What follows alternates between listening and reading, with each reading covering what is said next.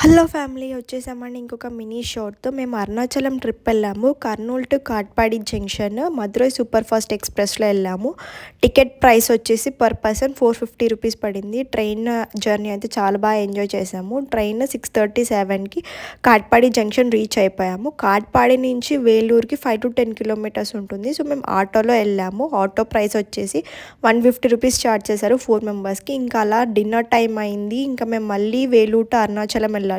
So మేము మా dinner అనేది ఆర్యాస్ రెస్టారెంట్లో చేసుకొని స్టార్ట్ అయిపోయాము. బస్ ప్రైస్ వచ్చేసి 65 రూపీస్ పర్ పర్సన్ పడింది.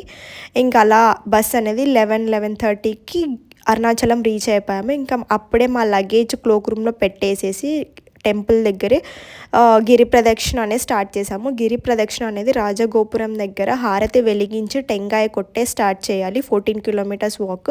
మేము నైట్ టైమే చేసాము. ఆ టైం చాలా బాగుంటుందని అనుకూలంగా. Thanks for watching.